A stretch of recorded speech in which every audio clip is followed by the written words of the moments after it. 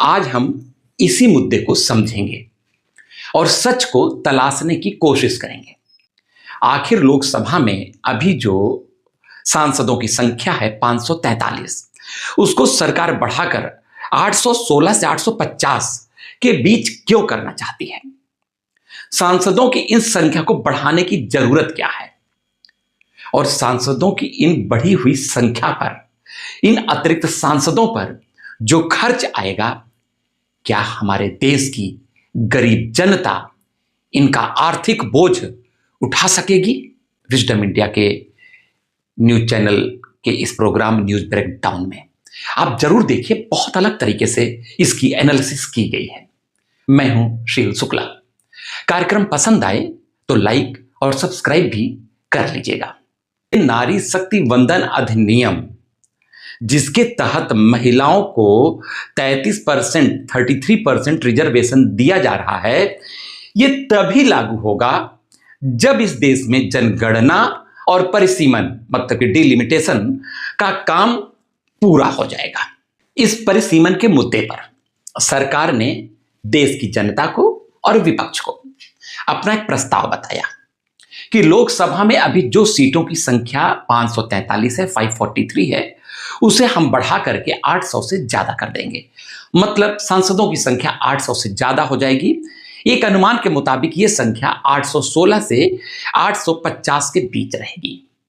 और ये जो पूरी सीटें होंगी 816 से 850 के बीच में, इन पूरी सीटों में से 33% सीट्स पर, 33% सीटों पर महिलाओं को ही आरक्षण दिया जाएगा। वो सीटें सिर्फ महिलाओं के लिए होंगी।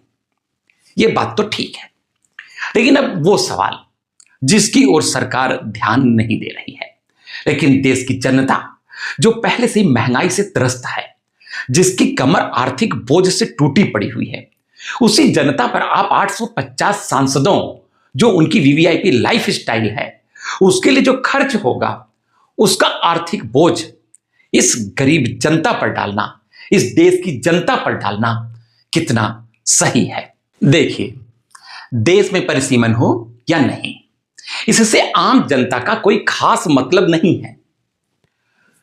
हम अब तक 543 सांसदों की कहानी देख चुके हैं। उनको जनता से कितना वास्ता है, यह भी हमें पता चल गया। रोज उनकी वही भ्रष्टाचार की कहानियां।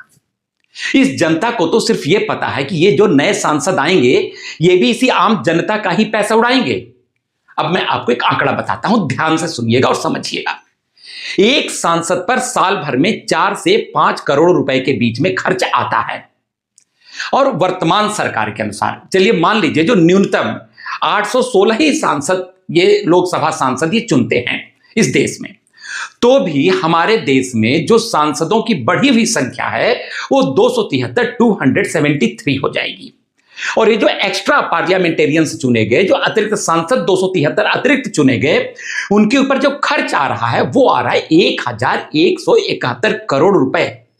मतलब इस देश की गरीब जनता के ऊपर अब 1171 करोड़ रुपए का अतिरिक्त खर्च प्रति वर्ष बढ़ा दिया जाएगा। और इसका बोझ सहेगा देश की गरीब जनता, इस देश का आम आदमी। इतना ही नहीं, संसद को संचालित करने की लागत भी बढ़ेगी। जो अभी संसद को 543 लोगों के लिए चलाया जाता है, उस समय यह संसद 816 लोगों को लेकर के चलाई जाएगी लोकसभा में, तो संसद को संचालित करने की लागत भी बढ़ेगी। अब इसके अलावा भी सुनिए, हर नए सांसद को आवास दिया जाएगा, ऑफिस दी जाएगी, उनको सिक्योरिटी अरेंजमेंट्स दिए जाएंगे, उनकी सुरक्षा की व्यवस्था की जाएगी। तो इतना सब कुछ खर्च बढ़ेगा। और इतना ही नहीं, नई परिसीमन नीति में राज्यों को भी आप शामिल कीजिए, राज्यों का भी खर्च देख लीजिए। लगभग 4000 विधायक इस देश में बढ़ जाएंगे।